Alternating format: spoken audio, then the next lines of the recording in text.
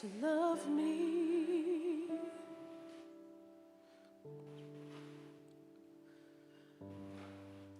I don't need you to love.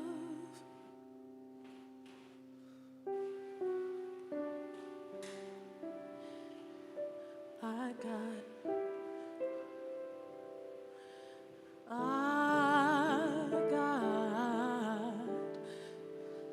got my sister. I can feel her now. She may not be here, but she's still mine. I know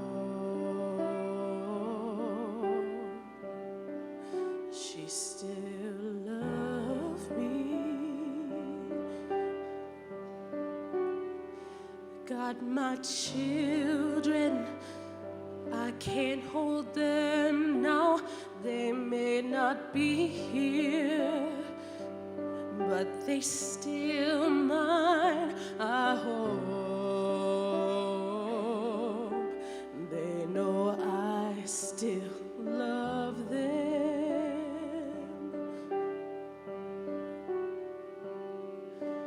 Got my house, it still keep the cold out. Got my chair when my body can't hold out. Got my hands doing good like they supposed to. Showing my heart to the folks that I'm close to. Got my eyes, though they don't see as far now. They see more about how things really are now.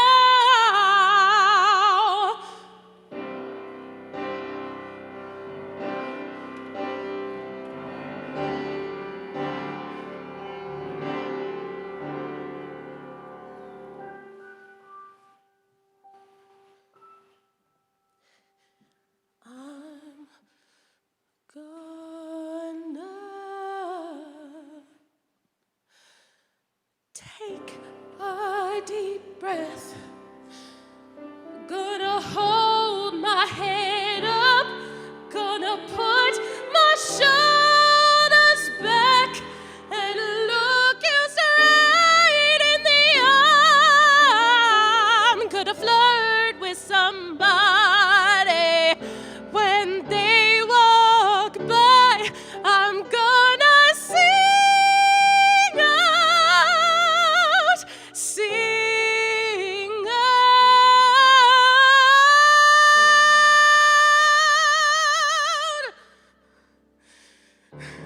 I believe I have inside of me everything that I need to live a bountiful life.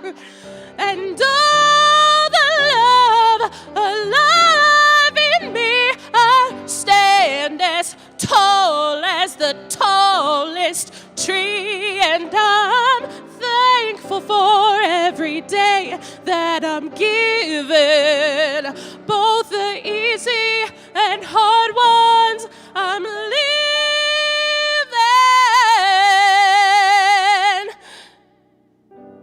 But most of all,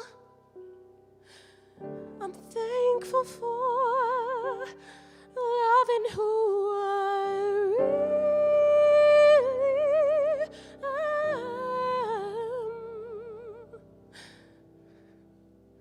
I'm beautiful. Yes, I'm beautiful.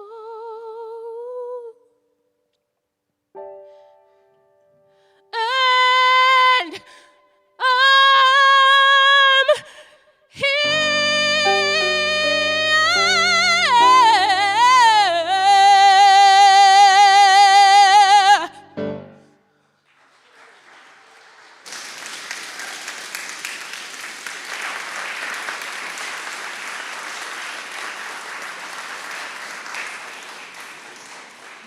Thank you.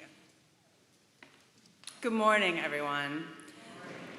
Welcome to the First Unitarian Society of Milwaukee. I'm Reverend Kimberly Tomczyk Carlson, and it is my honor to serve as your Minister of Religious Education. We welcome people of all genders, sexualities, ages, races, ethnicities, histories, and bodies. We welcome your mind, your heart, and your spirit. We welcome all you are carrying with you today and all that you long to set down. We welcome people watching online and participating here in person.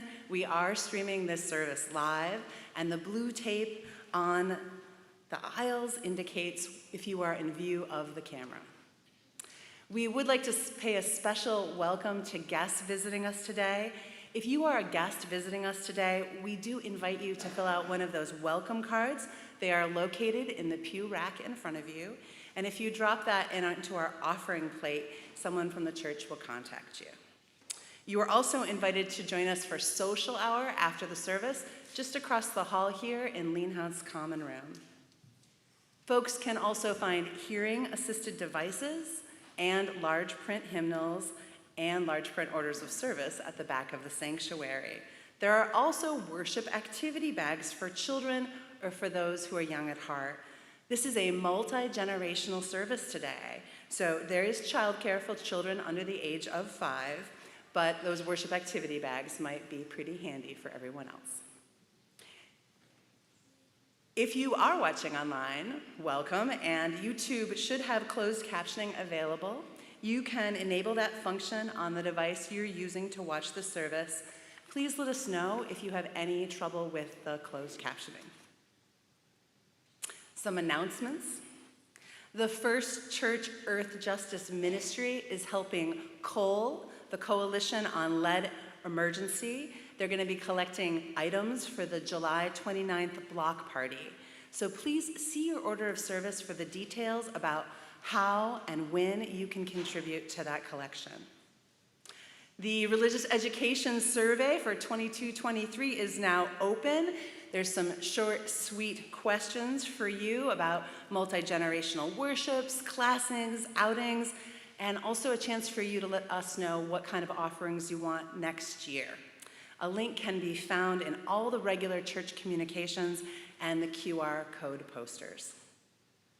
Next week, coming up real quick here for many of us, is our Faith's annual conference. It's the UUA's General Assembly, and many church members, including Reverend Jim and I, are attending. On July 2nd, from 11:30 to 12:15 in Max Otto Hall, we invite you to join us for an informational session and learn more about our participation in GA. So don't miss this opportunity to stay up to date on the latest news and events in our UU community.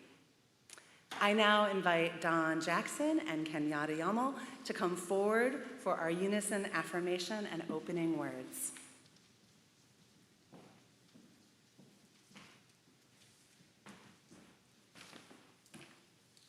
Good morning. I welcome you to our worship service. I'm inviting you to join us in a unison affirmation of our mission. We gather to nurture the spirit, engage the mind, and inspire action.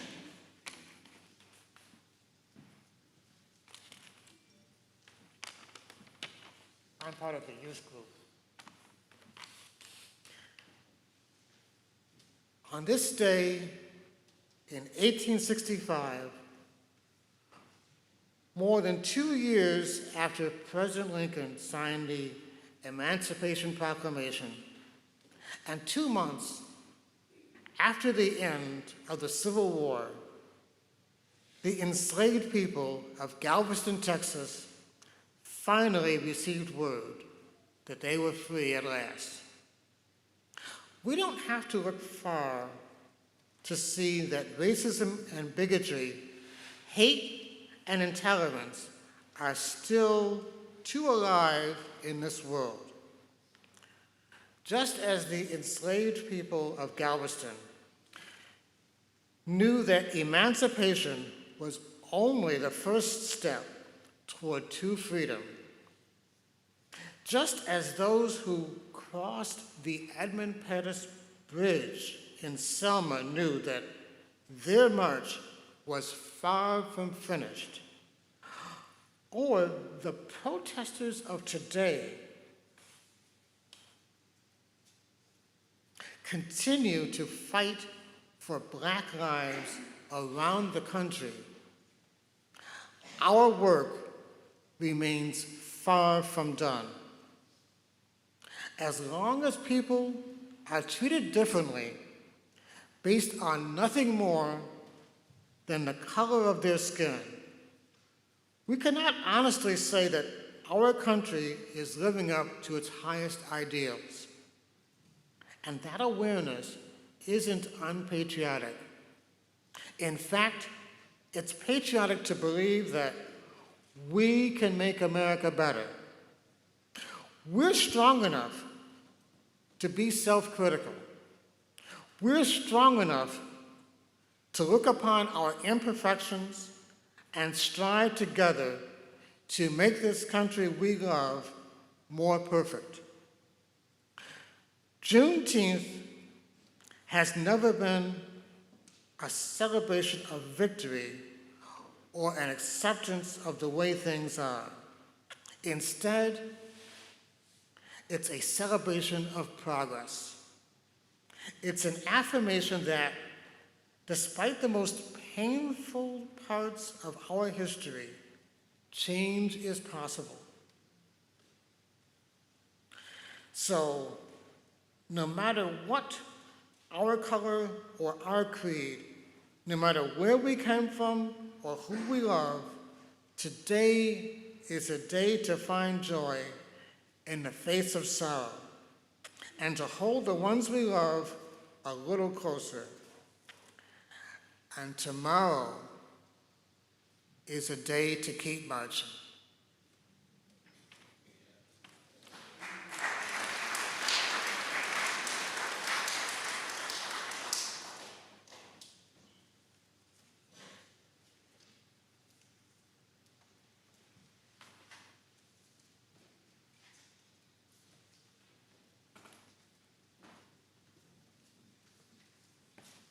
I invite you to remain seated for a few moments while I share a few words about our opening hymn, Lift Every Voice and Sing.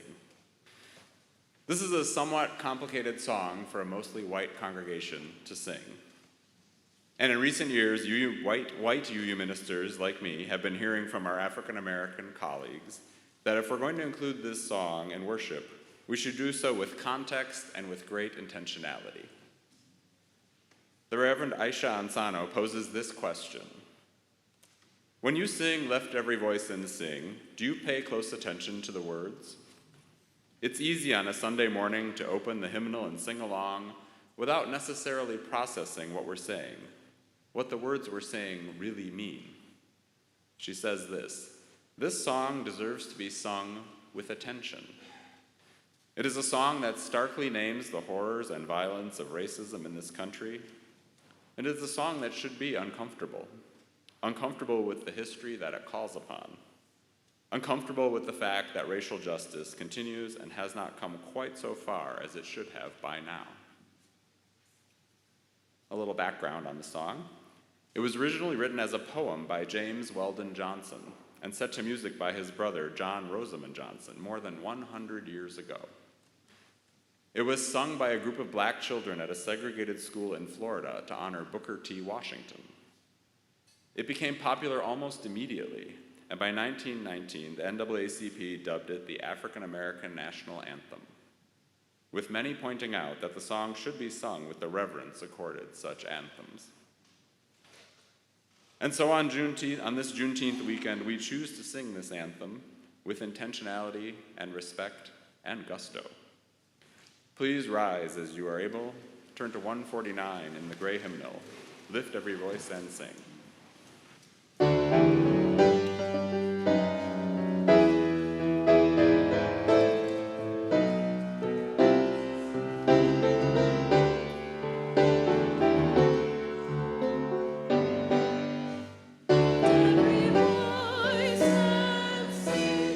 Till earth and heaven ring.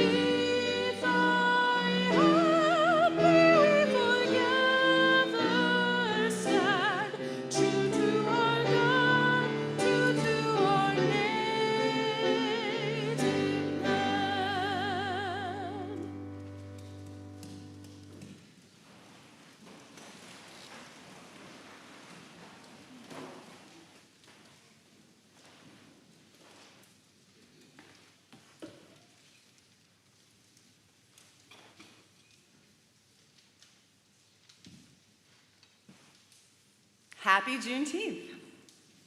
The first Juneteenth was celebrated by African Americans in Texas on June 19th, 1865. Juneteenth honors the end of slavery.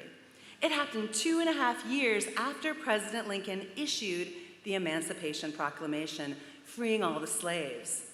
2.5 years later, on that first Juneteenth day, the enslaved people of Galveston, Texas, finally learned of their freedom. Can you imagine waiting 2.5 years to learn that you and your family and your community are finally free? That is what happened. Finally, Major General Gordon Granger and the Union Army troops marched into Galveston, Texas, to enforce the Emancipation Proclamation and free the last enslaved Black Americans in Texas. Today is the 157th anniversary of African Americans celebrating Juneteenth and Black freedom and justice in the United States. Last year, Juneteenth finally became a national holiday. Juneteenth is a time to reflect on our history, on the long road of justice building that we are on. In our service today, we will offer stories of a few justice-creating ancestors that worked for emancipation. They are a few of the many brave people who did their part to bring more freedom and justice to the world. But we began with Juneteenth for Maisie by Floyd Cooper. Maisie wants to go out to play, but it is too late. It's getting dark, Maisie. It's time to stay inside. Maisie wants a cookie, but it is time for bed. Not now, little one. It's too close to bedtime. Maisie wants to stay up late, but she is too little. Bedtime is the rule, sweet girl. Why so grumpy, Sugar Bear? Asked Dad. I can't go where I want, have what I want, or do what I want, answers Maisie. Well, tomorrow you can have a celebration, says Dad. What are we celebrating, says Maisie. We will celebrate the day your great-great-grandpa Mose crossed into liberty. The day will be celebrated by us and many, many more families on a day we call Juneteenth. And Dad lifts Maisie into his arms. I bet you're tired of hearing no all the time. Great-great-grandpa Mose heard no even more. Grandpa Mose worked in the fields that stretched all the way to sunset. He and the other enslaved people would be bone tired, but they had to keep going. Their enslavers wouldn't let them quit, but as they worked, they thought about freedom. And before they finally went to sleep at night, they prayed about freedom, and they made plans for change and a better future. Some slaves ran north to freedom, following a bright star in the sky. They sweat, they bled, and they cried those tears, and they were quieted by a single proclamation from a brave president. Grandpa Mose, he heard that proclamation, read from a balcony of a hotel on a warm day in Galveston, Texas. Grandpa Mose heard nothing but cheers, saw nothing but happiness, felt nothing but pride shared by all those around him. The cheers, and then the dancing came, and the dancing, and then the celebration came, and it went on and on into the night. Grandpa Mose and the others had found freedom. They continued to work, but this time they were paid for their hard work. And so they worked, and they saved, and they never forgot the moment they heard, the moment that changed their lives forever. But things weren't perfect. Black people still struggled to stand shoulder to shoulder with white people. They still weren't treated as equals. It wasn't easy, but they never gave up. And every year on Juneteenth, we remember. They marched for jobs, they lobbied for schools and the right to vote, they shouted for opportunity, and every year on Juneteenth, they celebrated and they remembered. They learned and they grew. They forgave, they excelled and achieved. They became heroes. So now, sweet Maisie, it is your turn to celebrate. Just like great-great-grandpa Moe's. It's your turn, Maisie, to eat some barbecue and drink some strawberry pop. It is your turn to celebrate and to remember. The end.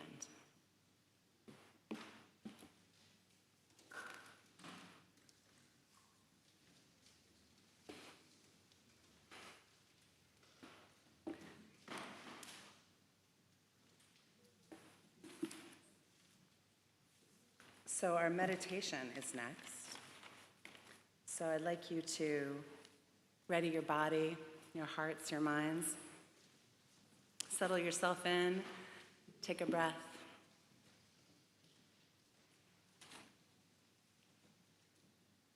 Though today's service is centered on the national holiday now, the national holiday of Juneteenth, it is also Father's Day. During today's meditation, we take the time to recognize and celebrate the complexities of this holiday, as well as our relationship with fatherhood. Holidays that focus on roles and relationships are entangled in our highest hopes, tangible joys, and deepest vulnerabilities. It is up to each of us to sit with and reflect on the interwoven emotions, memories, and aspirations that Father's Day evokes within us. Finding our way through to recognizing our truth and then releasing what is harmful to hold inside. Many of us will be grieving today, feeling heartache for a father who is absent. Perhaps it is a father we remember and has left this world. Or perhaps it is a father who would not or could not be present when we needed them. Let us acknowledge all those who are wanting their fathers today.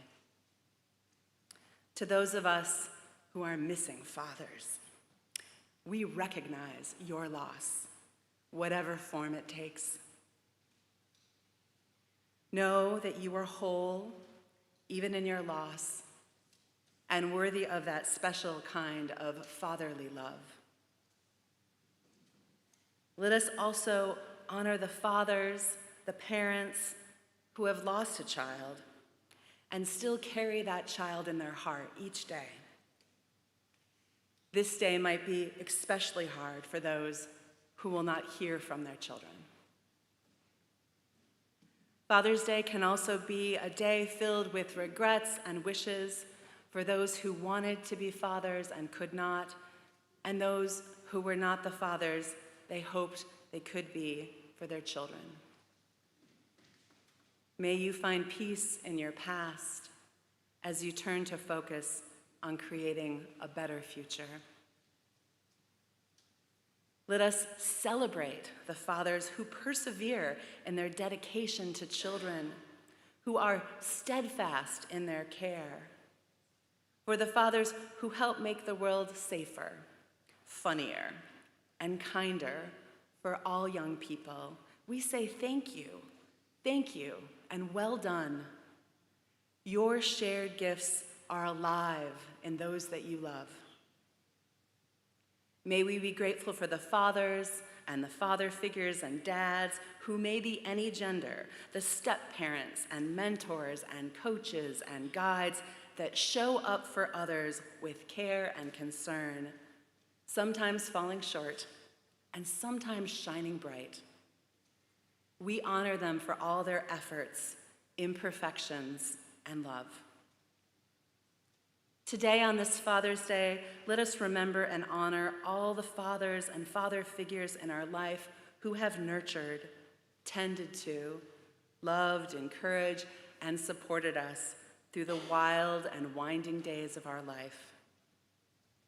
May they be an example to each new father, delighting in the miracle of a child, and to all of us who strive to love one another well.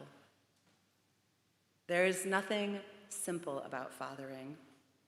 It is too precious and sacred a task. Let us hold all the multiplicities as we aim to better nurture each other and a new generation. May this be a day we find healing and belonging. Blessed be, and amen.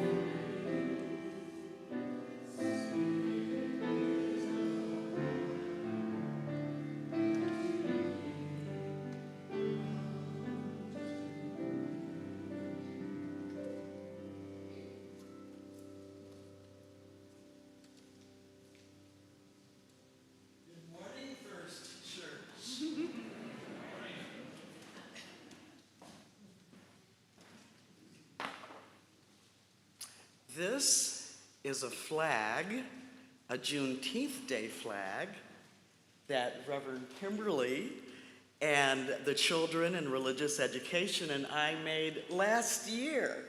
So happy Juneteenth, Freedom and Jubilee Day. A long time ago, when I was a little girl in my hometown of Detroit, my family took one of our summer road trips to Virginia, where my father's people were from. During this particular trip, my mother was insistent that we visit one of the natural wonders of the United States, the Natural Bridge. But I was lobbying to go to beaches in North Carolina, which were only 30 miles south of Virginia, of where we were going. But my father, he said an emphatic no.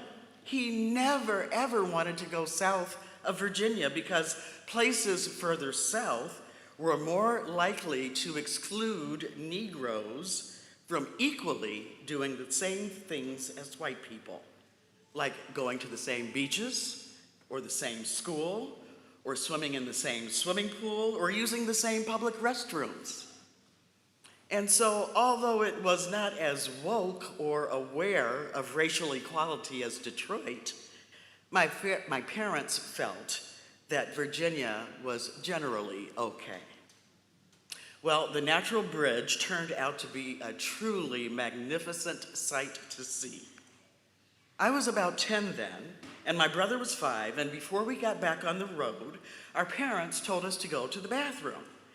And then I saw that there were 2 restrooms for women and girls, one with a sign that read, "Whites only," and one with a sign that read, "Colored only." So naturally, I went to the colored toilets. My reasoning, my thinking was that surely the toilet seats would be colorful in pastels of violets and blues and pinks and yellow. And I opened the door of the toilet stall, and much to my surprise and chagrin, the seats were black and broken, and the whole bathroom was dirty. So I decided to go to the whites-only bathroom, thinking that at least the toilets would be the color white and not broken. As soon as I walked in, 2 white women, whose names might have been Karen, with tight lips and clenched fists, yelled at me, "Get out of here, you pickaninny," which is a derogatory term for black children. "The toilets for your kind are over there." I ran out as fast as I could, totally confused and crying hysterically. My parents scooped up my brother and me, shoved us in the car, and left the Natural Bridge State Park in a big, big hurry. On the way to my grandfather's house, they explained the dynamics of what had just happened. My brother looked totally bewildered, and me, I was really, really, really mad. That was my first experience with racism and prejudice. That memory has stayed with me until this day. And it happened 100 years after Abraham Lincoln signed the Emancipation Proclamation. And we as a nation are still struggling with the intent of that important freedom document that freed the enslaved.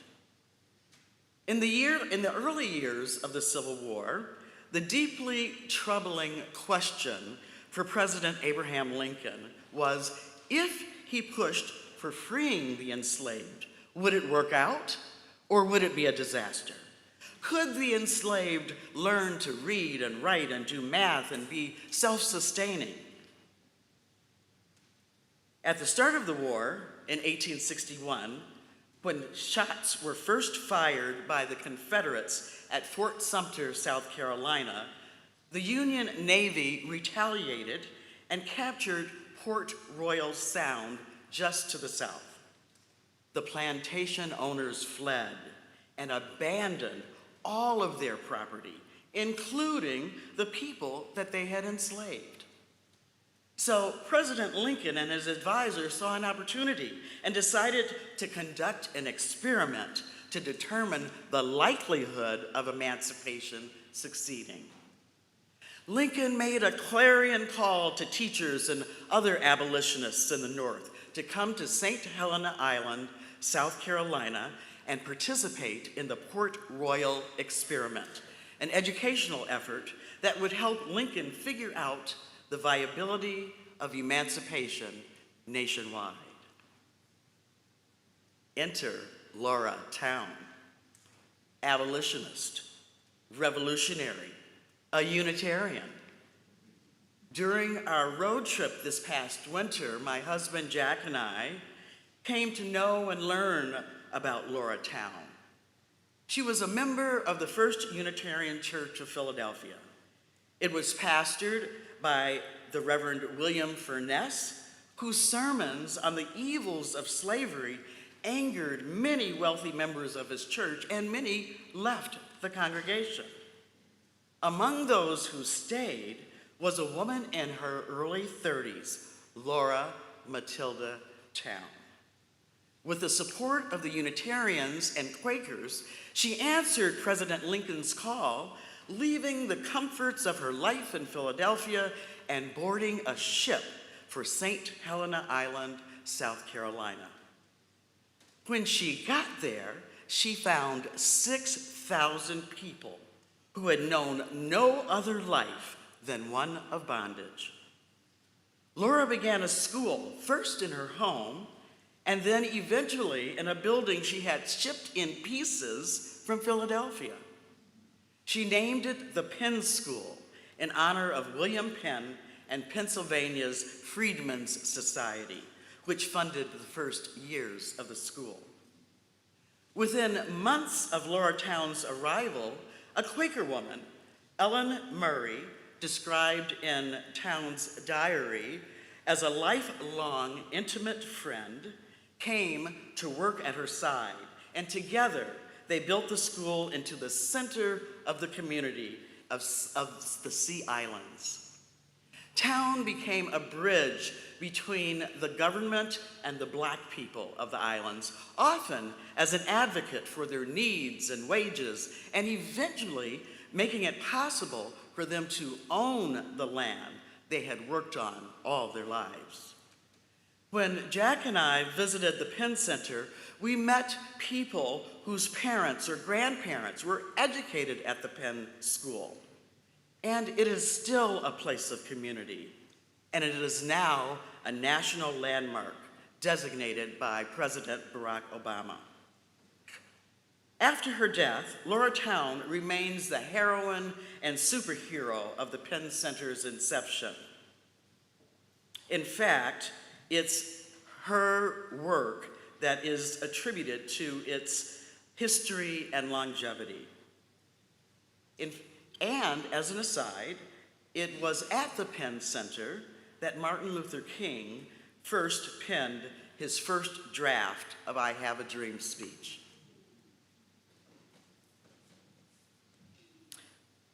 One more thing about Ms. Laura Town. As I read her diaries and letters, this book, sometimes I became really annoyed with her because she called blacks she was working with darkies and pickaninnies. Derogatory, like, come on, Laura. But by the second half of her writings, she stopped using those terms and referred to them with respect as the people. The people. So I have to give Miss Laura Town her props. She became aware, she became informed, she became awakened. Laura Town became woke. She exemplifies our Unitarian values. She nurtured the spirit, engaged the mind, and was inspired to action.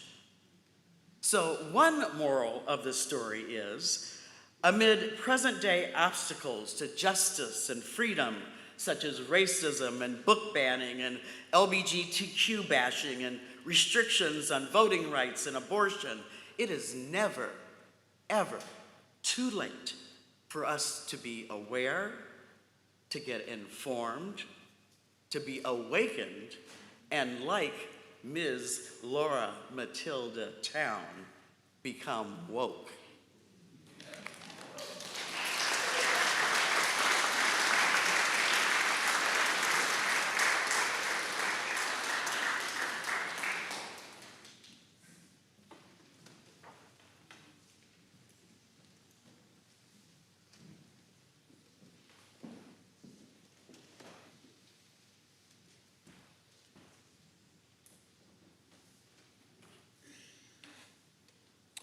It is not the light that we need, but fire.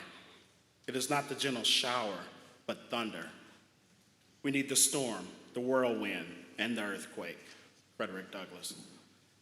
Frederick Douglass was born in Maryland in 1818. However, there is no way of knowing his exact birthday, as it was not common practice to record such information for enslaved people at that time. Douglass acknowledged as much when he said, "I have no accurate knowledge of my age, never having seen any authentic record containing it." Douglass's mother was named Harriet Bailey. It is assumed that his father was the white man to whom his mother was enslaved. Shortly after Douglass was born, his mother was sent off to work at a nearby plantation, and she was forbidden to leave that plantation for any reason.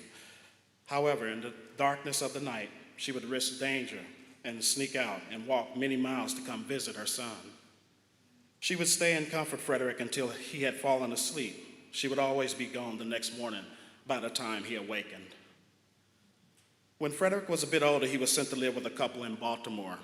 There, the mistress of the house, Sophia Auld, began to teach Douglass how to read.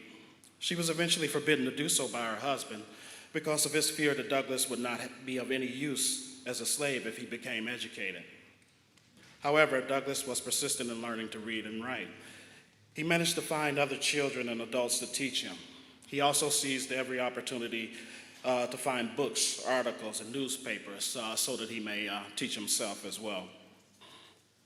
In September 1838, Douglass escaped from slavery by boarding a train to New York disguised as a sailor. He used borrowed documents of a freed sailor, and he had the help of a freed woman named Anna Murray, whom he married within days of his escape. Although Frederick made it to freedom, he endured the constant threat of being caught in the North and returned to slavery in the South. In college, I researched and wrote a paper about the life and work of Frederick Douglass, and it was surprising to me that he was reluctant to even get involved with anti-slavery work. To me, it seemed as if he was always vested and ready to take on the establishment and was very adept and competent in doing so.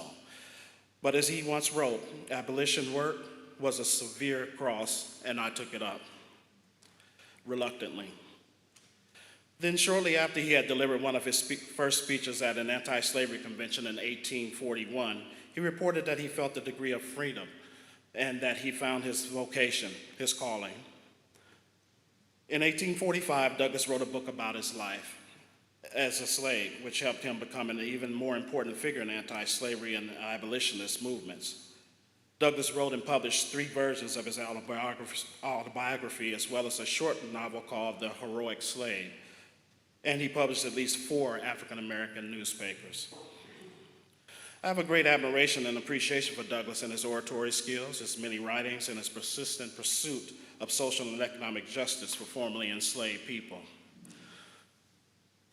During the push to end slavery, Douglass had a complicated relationship with President Abraham Lincoln. He supported Lincoln as a candidate. Then he was disappointed that Lincoln did not do enough to end slavery and that Lincoln did not think that white Americans and free black Americans could live in harmony. Douglass publicly criticized some of Lincoln's actions, but also respected him when he did the right thing, especially the Emancipation Proclamation about the legal end of slavery. In a speech on the 20th anniversary of the proclamation, Douglass called Lincoln the greatest statesman that ever presided over the destinies of this republic. In that same speech, Douglass spoke to what he referred to as the half and half state of conditions for African Americans that resulted from the proclamation. Black people were no longer slaves, but they did not enjoy the same level of freedom as white Americans. And Douglass said that as long as this inequality goes on, there will be need for discussion and change, something I found to still be relevant and applicable in today's world. In the conclusion of his anniversary speech, Douglass continues to explore the question, what is to be the future of the colored people of this country? He rejects the idea promoted by some leaders at that time that black Americans should move to Africa.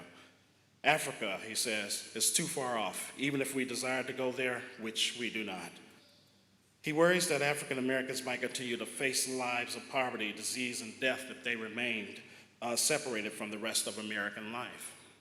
Douglass says that unification for us is life, separation is death. Douglass believed that he had already seen progress toward greater unity and that the American people, even with their prejudice, have good qualities as well. They easily adapt themselves to inevitable conditions, he said, and all their tendency is to progress, enlightenment, and to the universal. Despite all he had been through, Frederick Douglass still had faith in humanity, a faith that inspires us to this day.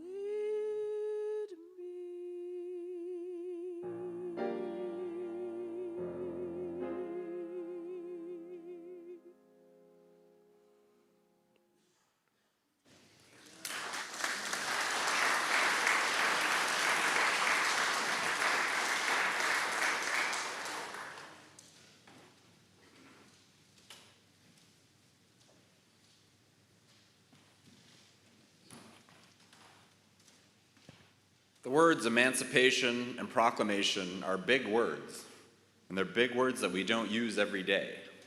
But they're words with clear and strong meanings. Emancipation means being set free, and a proclamation is the bold sharing of good news.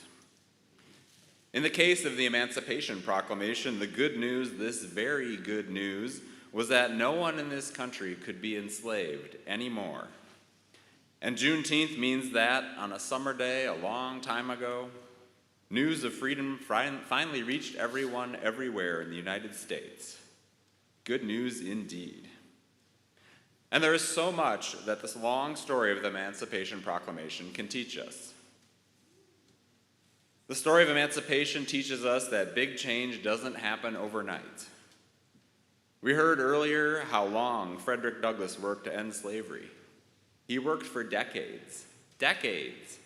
For those of us who have always known slavery as horribly wrong from the first moment we heard of it, decades sounds like forever.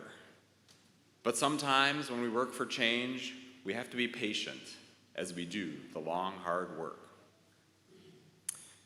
The story of emancipation also teaches us that big change never comes about because of just one person. Frederick Douglass was really important, but he knew he couldn't do it alone. Abraham Lincoln didn't do it alone. It took generations of people, countless numbers of dedicated people, to end slavery. It took many voices speaking up separately and together to make it happen, and those people made lots of small changes along the way. And the story of emancipation teaches us that sometimes you can't wait for everything to be just right before you act. Sometimes working for liberation comes at an inconvenient time in our lives. Sometimes we don't know whether our actions will succeed or not. Sometimes doing what is right and doing what is legal are not the same thing. I want to tell a couple of short stories that illustrate these lessons of the Emancipation Proclamation. First, I want to talk about a minister, a Unitarian minister, who worked for this very church you are sitting in right now. This particular church building did not yet exist, but this congregation did. And in 1856, this church welcomed a minister named the Reverend N.A. Staples. Those initials stood for the name Nahor Augustus. We're just going to call him Reverend Staples. Reverend Staples came here at a time when Milwaukee was booming, and so was the church. But even though the people around him were doing well, Reverend Staples couldn't stop thinking about people who were far away and suffering, people who were enslaved. Before the Civil War, it was radical to loudly oppose slavery, even in the North. But Reverend Staples opposed it loudly, and his views attracted attention. One newspaper said that one of his anti-slavery sermons startled Milwaukee like a fire bell ringing in the night. There are no greater opposites than freedom and slavery, he preached. And he did not think that good people could sit quietly and do nothing while the horrors of slavery continued. In this great conflict, we must all take part, he said, asking his congregation to do all in your power to drive this source of all evil from our midst. As happened in Philadelphia with Laura Town's minister, some members quit this church because they didn't agree with ending slavery. But Reverend Staples didn't stop speaking his mind. In fact, he was so passionately opposed to slavery that he joined the Union Army as a chaplain so he could minister to soldiers from Wisconsin fighting for freedom in the Civil War. His military service was not good for his health. In fact, Reverend Staples did not live to see that first Juneteenth day. But he remained true to his beliefs all of his short life, and he helped in a small but important way to move public opinion forward toward freedom and justice. But sometimes you can't wait for public opinion to change, or even laws to change. Sometimes you just have to go ahead and do the right thing. And that's what the story of Harriet Tubman teaches us. Like Frederick Douglass, she was born into slavery in Maryland and never knew her exact birthday. Is there anything more dehumanizing to not even have a birthday? She suffered terrible violence while enslaved. And then when she was in her late 20s, she escaped, making her way north to freedom in Pennsylvania, helped by a network of people who called themselves the Underground Railroad. It wasn't literally underground, but it was kept out of view. And it wasn't actually a railroad, but it had stations along the way. After Harriet Tubman got free, she took on the huge risk of going back south at least a dozen times over a 10-year period to help other people escape. Harriet Tubman didn't wait for emancipation to become the law of the land. She went and took people to freedom. And she worked with Frederick Douglass to spread the message that all people deserve to be free. As good as it was, the Emancipation Proclamation did not fix everything. As our story about Laura Town shows, there was a lot of work to be done to help former slaves thrive in their newfound freedom, and success was not guaranteed. And as Frederick Douglass mentioned in his speeches after the Civil War, emancipation left the formerly enslaved only half free. There were still many obstacles back then to true freedom, and there are still many obstacles today that keep African Americans and all people from true equality. There are even versions of the Underground Railroad operating right now, today, in the United States. Instead of helping people get out of slavery, they're helping women travel to states to get the health care they need. Or they're helping trans people move to places where they can be more fully themselves. So the work of freedom is ongoing. That's why we stay clear about what our values are and strive to live those values in our lives. That's why we try to keep our eye on the big picture and the long term when things get slow or difficult, and to turn to history for perspective and inspiration. That's why we speak up here in church and in the world to be what Frederick Douglass called the storm, the whirlwind, and the earthquake. And that's why we do the work of freedom and justice together in community, for mutual support and for celebration whenever the world moves forward. May we keep at it, stick together, and be creators of good news. May it be so, and amen.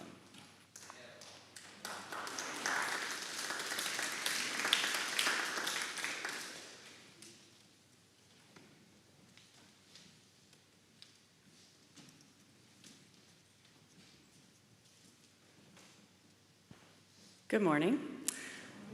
My name's Sarah Richards, and it is my honor to serve on the anti-racism team and the Board of Trustees here at First Church. Every week, we have an opportunity to practice our values through sharing our resources. Our pledges are at the core of our spiritual practice of generosity. In addition, the church shares half of all the non-pledged cash in our offering plate with a community organization. In this way, we commit our resources in line with our belief that this congregation is interdependent with the world beyond these walls. This summer, our Share the Plate recipient is the Wisconsin Unitarian Universalist State Action Network, or WUUSAN. This organization brings together the collective energy and power of Wisconsin UU congregations and fellowships to build a statewide advocacy network. In partnership with many allies, we uphold the worth and dignity of every person while acting to further justice, equity, and compassion. Our offertory will now be gratefully received.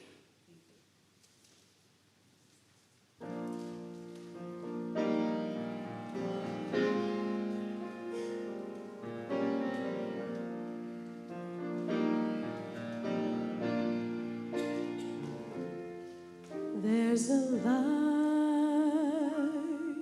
in the darkness, though the night is black as my skin. There's a light burning bright, showing me the way. But I know where I've been. There's a cry in the distance. It It's a voice that comes from deep within. There's a cry asking why. I pray the answer's up ahead. 'Cause I know where I've been.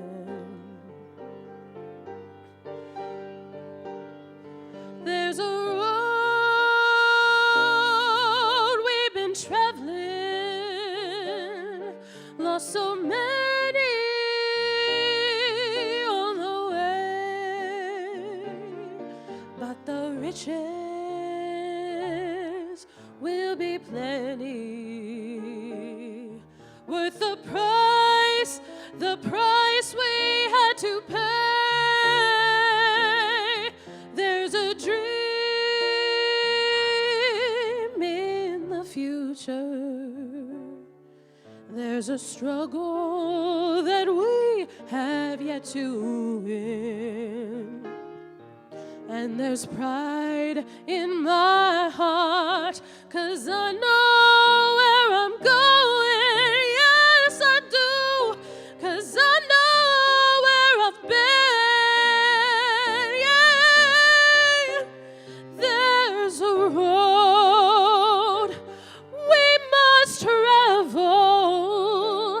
There is a promise that we must make. Oh, but the riches will be plenty, yeah, worth the risk and the chances we take. There's a dream in the future. There's a struggle that we have yet to win. Use that pride in our hearts to lift us up unto tomorrow. 'Cause just stand still would be a sin. Lord knows that I know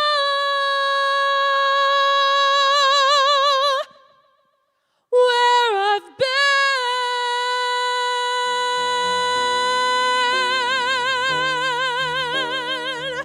I give thanks to my God, 'cause I know where I've been.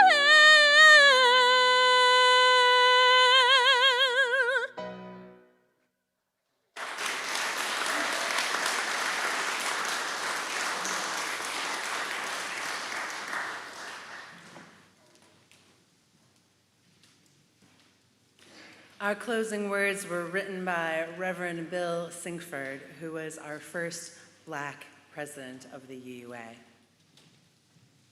Spirit of life and love, dear God of all nations, there is so much work to do. We have only begun to imagine justice and mercy. Help us hold fast to that vision of what we can be. May we see the hope in our history and find the courage and the voice to work for that constant rebirth of freedom and justice. That is our dream. Amen.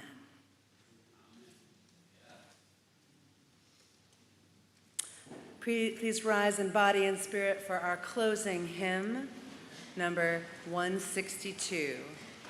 Gonna lay down my sword and shield.